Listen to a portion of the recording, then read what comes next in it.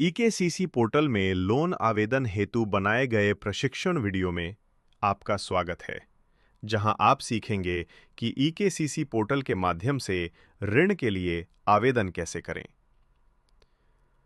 आगे बढ़ने से पहले ये सुनिश्चित करें कि आपने पहले से ही पोर्टल पर किसान पंजीकरण किया हुआ है। यदि नहीं किया है, तो कृपया पहले किसान पंजीकरण की प्रक्रिया वाला वीडियो अवश्य देखें। चरण 1। ईकेसीसी पोर्टल में लॉगिन करें, अपने वेब ब्राउज़र को खोलें और https://ekcc.nabard.org टाइप करें। लॉगिन पर क्लिक करें और फिर किसान लॉगिन चुनें। अपना पंजीकृत मोबाइल नंबर दर्ज करें और ओटीपी भेजें पर क्लिक करें। ओटीपी प्राप्त होने पर उसे दर्ज करें और लॉगिन सत्यापित करें। सफल सत्यापन के बाद आप अपने प्रोफाइल पेज पर पहुंचेंगे। अब अपने नाम पर क्लिक करें, जिससे आप मुख्य डैशबोर्ड पर पहुंच जाएंगे। चरण 2। लोन मेनू। अब ऋण मेनू पर क्लिक करें। यहां आपको विभिन्न ऋण विकल्प दिखाई देंगे: केसीसी फसल, केसीसी पशुपालन और केसीसी मत्स्य पालन। इस वीडियो में हम आपको दिखाएंगे कि केसीसी फसल लोन के लिए आवेदन कैसे करें। केसीसी फसल पर क्लिक करें और आगे बढ़ें। चरण 3। लोन प्रकार और ऋणदाता चयन। यदि आप पहली बार ईकेसीसी पोर्टल के माध्यम से केसीसी लोन के लिए आवेदन कर रहे हैं, तो आवेदन का प्रकार नया रहेगा, भले ही ये ऋण वास्तव में नवीकरण का ही क्यों ना हो। अब ये चुनें कि क्या आप किसी सामाजिक सुरक्षा योजना के अंतर्गत आते हैं, हां या नहीं में से एक का चयन करें। इसके बाद आगे बढ़ें और अपना ऋणदाता चुनें। बैंक का प्रकार, फिर राज्य, जिला, बैंक का नाम और शाखा का चयन करें। सभी विवरण भरने के बाद अगला पर क्लिक करें। अब आपके पसंदीदा ऋणदाता का चयन अब पूरा हो गया है। ध्यान रहे, आपका ऋण आवेदन आपके द्वारा चयनित शाखा को ही भेजी जाएगी। चरण 4। भूमि विवरण जोड़ें। अब उस भूमि का विवरण जोड़ें जिसके लिए आप केसीसी क्रॉप लोन लेना चाहते हैं। जोड़े पर क्लिक करें। एक नया पेज खुलेगा जिसमें भूमि और उसके एरिया एक्सटेंट की जानकारी भरनी होगी। जिला, उपजिला, गांव और यूसी नंबर दर्ज करें। फिर डेटा प्राप्त करें पर क्लिक करें। भूमि का विवरण राज्य सरकार के भूमि अभिलेख सिस्टम से स्वतः प्राप्त हो जाएगा। कुछ जानकारी जैसे स्वामित्व, सिंचाई का स्रोत, भारग्रस्त हां या ना और वर्तमान बाजार मूल्य आपको स्वयं भरनी होगी। सभी विवरण पूर्ण होने पर अद्यतन पर क्लिक करें।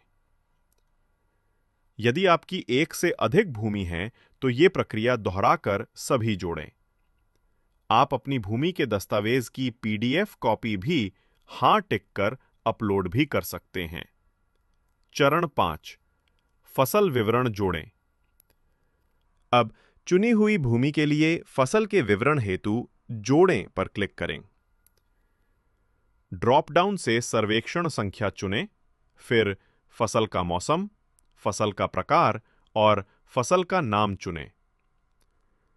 जितनी भूमि विस्तार पर खेती करनी दर्ज करें और सेव पर क्लिक करें। ध्यान रहे कि खेती के विस्तार का क्षेत्रफल भूमि के क्षेत्रफल से अधिक नहीं होना चाहिए। यदि आवश्यकता हो तो एक से अधिक फसलें जोड़ सकते हैं। सभी फसलें जोड़ने के बाद अगला पर क्लिक करें। चरण 6। ऋण पात्रता और अतिरिक्त सीमा।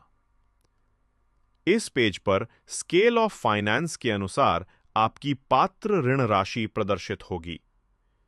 यदि आप कम राशि के लिए आवेदन करना चाहते हैं, तो उत्पादन सीमा कम की जा सकती है।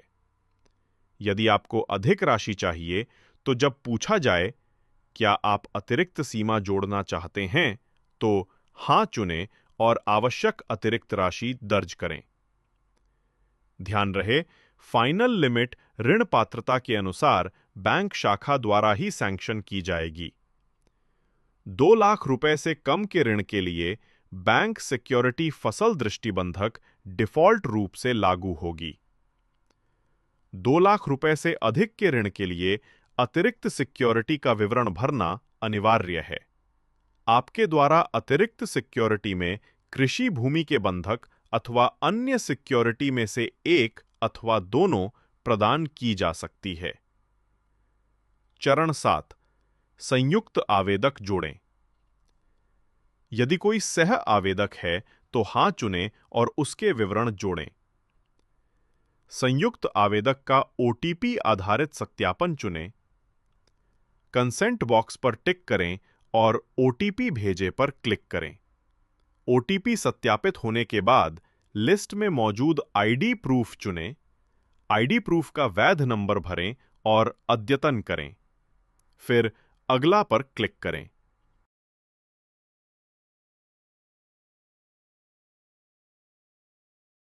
चरण 8। अन्य विवरण में दिए जाने वाली सूचनाएं वैकल्पिक हैं। यद्यपि अन्य विवरण की सूचनाएं ऑप्शनल हैं, किंतु एक अच्छी प्रोफाइल के ये सूचनाएं देना वांछनीय है और बैंक को आपके ऋण स्वीकृति करने में मदद मिलती है।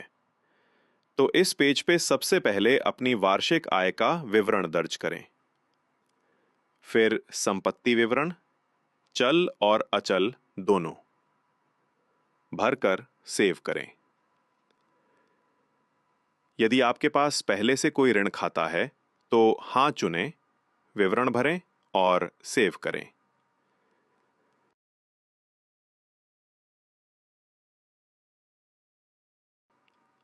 यदि कोई गारंटर है तो हाँ चुनें और वही आधार सत्यापन प्रक्रिया अपनाएं। आधार नंबर दर्ज करें, ओटीपी भेजें, सत्यापित करें और विवरण भरें। सभी जानकारी भरने के बाद सेव करें।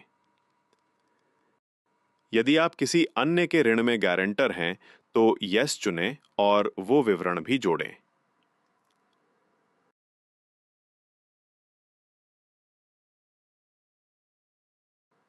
अब अपने बचत खाते का विवरण दर्ज करें, यदि उपलब्ध हो।